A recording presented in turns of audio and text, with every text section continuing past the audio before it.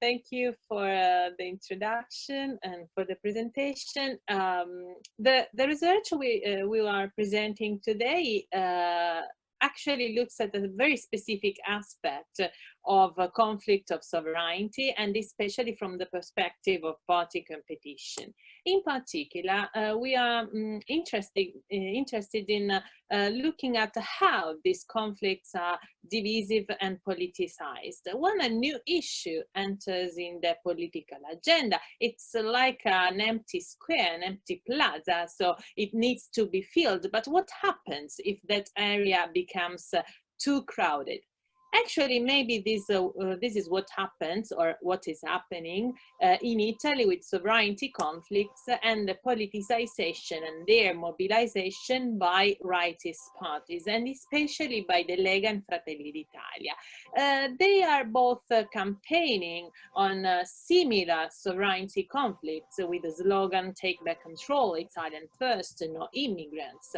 But what would happen if they appeal to the same electorates, or do they differ some ways? They can carve out their own niche of electorate with a sort of division of the task. Well, the problem is not trivial, because if we look at this at the issue from the perspective of the political economy, we can see that, of course, the supply of something, and in this case the supply of parties offering sovereignty conflict, increases when there is an increasing demand. And maybe this is what happened in Italy, with an increasing demand of sovereignty by the electorates. But at a certain point, if the supply increases too much, the equilibrium price might achieve a certain point of surplus, and after that point, it means that the equilibrium price starts falling. In political terms, it might mean that the electorate is confused, the electorate is tired of too much sovereignty conflict, or there might be a mutual erosion of votes. And maybe a hint that some mutual erosion of votes is occurring can be observed if we look at the share of votes of the Lega and Fratelli d'Italia from 2018 up to our days. In 2018, the Lega had the 17% of votes and Fratelli d'Italia the 4%. At the European election, the Lega doubled its vote and Fratelli d'Italia remained almost stable. But according to recent polls, Lega would be now at 25%, while Fratelli d'Italia would increase at a double-digit percentage of around 15%, which means that the share of the electorates that demand for more sovereignty is almost the same, at around 30–40%. But this area is equally divided between Lega and Fratelli d'Italia voters. And also this projection by the Cise in Florence shows that the electoral flows seems to go from the Lega to Fratelli d'Italia. This is a very recent chart that projects flows of votes from the Lega to Fratelli d'Italia. Sovereignty conflicts are particularly interesting for looking at this party competition on similar issues, because as we observed, according to Brack and others, they have a potential for differentiation among parties, because we have different understandings of sovereignty conflicts. We can have national, supranational, popular, parliamentary sovereignty understanding, and also they can be developed across several domains: economy, migration, democracy, and institutions. So the idea that there are many parties dealing with sovereignty conflicts might not imply necessarily a harsh competition, to the extent that each one might differentiate its own supply of sovereignty conflicts. And differentiating the supply would be the only strategy to survive in the market. However, there is a Cinderella in this picture, which is often neglected by literature, which is another understanding of sovereignty, which is the subnational or regional sovereignty. Why this is so important for our study today? Because actually we have a party that is the Lega, which has been known in the past, especially for its regionalist demands, the primacy of the northern Italy. In fact, it was formerly known as the Lega Nord, so by emphasizing the fact that this part of the country wanted to restore its own sovereignty. What happened in the recent years after the leadership of Matteo Salvini? It happened that the party shifted and moved from the claims for more regionalist sovereignty to more national sovereignty.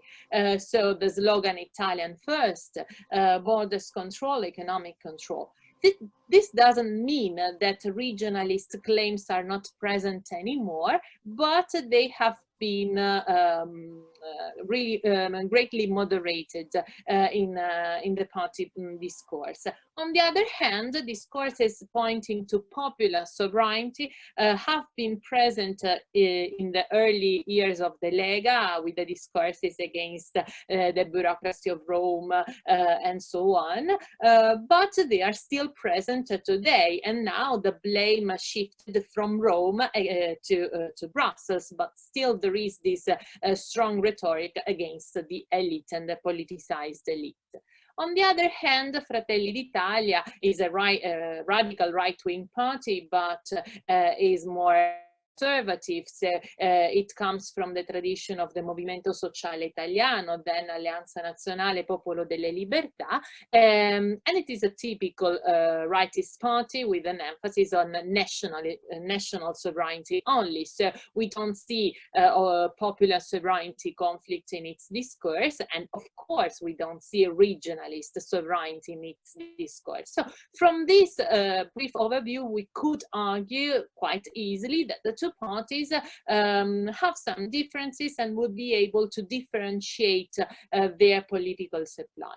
However, the problem is, what happens if Salvini emphasizes too much the national sovereignty conflict, which is the same discourse that is emphasized by Fratelli d'Italia?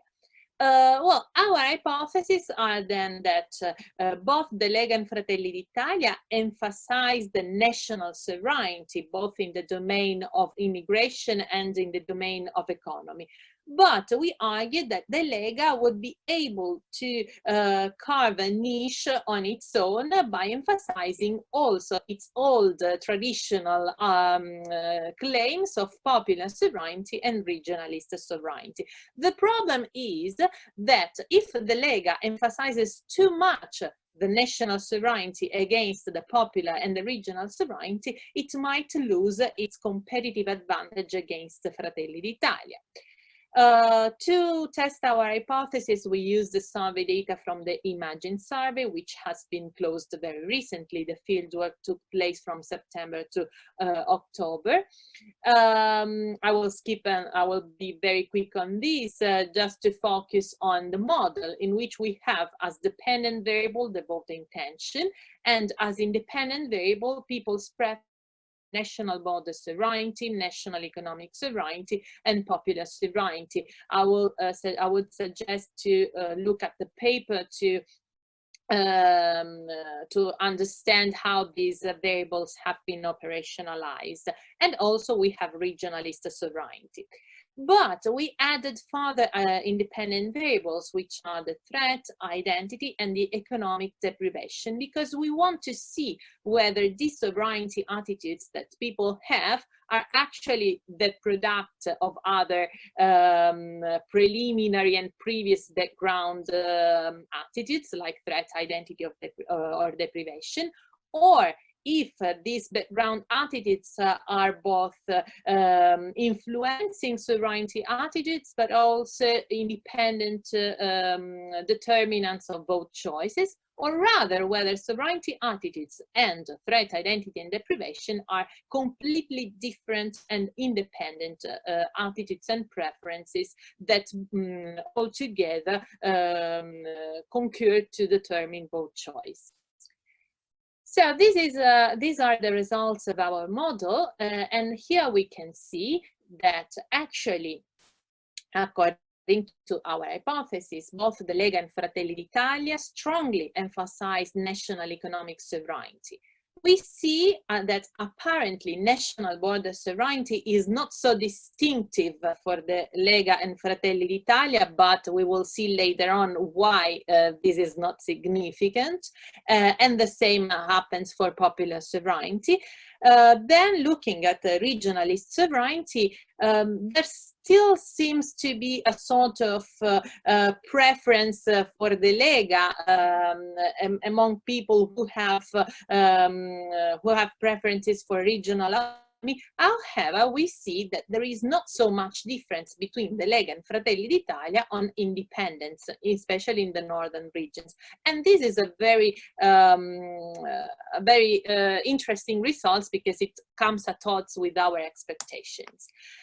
Looking at threat, regionalist identity, exclusive regionalist identity, exclusive nationalist identity, and economic deprivation, we see that actually the key driver of votes for both the Lega and Fratelli d'Italia is the immigration threat. And according to other regressions that we ran, we see that immigration threat actually is also the main explanatory variable which explains preferences for national sovereignty on migration field. So this is why in the previous slide the national border sovereignty was not significant, because this variable was completely absorbed by the immigration threat.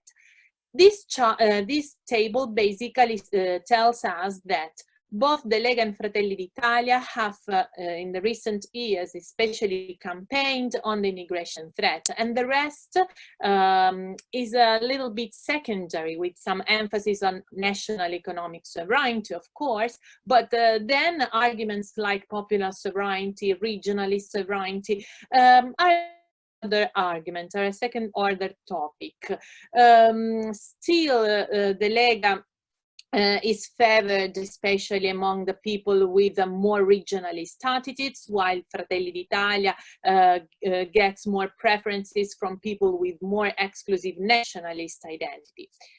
So what are the concluding remarks from this research? The concluding remarks is that if both the Lega and Fratelli d'Italia significantly shift and campaign on national sovereignty themes, and especially on the politics of fear triggered by immigration, actually there is the risk of surplus and the risk that the two parties clashes in a sort of internal party competition within the right-wing side. On the other hand, Lega is still perceived as credible on regionalist issues, but the fact that Salvini has toned down the regionalist themes might create a risk for the Lega to lose the competitive advantage on Fratelli d'Italia. And on the other hand, we found that Fratelli d'Italia is not anymore a taboo for regionalist and independentist people from the north. It means that for them, it doesn't make any difference to vote either for Meloni or for Salvini. And this is not a good news for Salvini, of course. On the other hand, Fratelli d'Italia confirmed to be a stronghold for exclusive nationalists. So if a strong nationalist wants to vote for a party, it still go to Fratelli d'Italia. So again, it's not a good strategy maybe for Salvini to insist on exclusive nationalists, because there is a more reliable alternative on the nationalist side. And on this aspect, Fratelli d'Italia still has a competitive advantage that would give it more votes than the Lega. So these are the preliminary results of our study, and we are looking forward to hearing comments and suggestions. Thank you.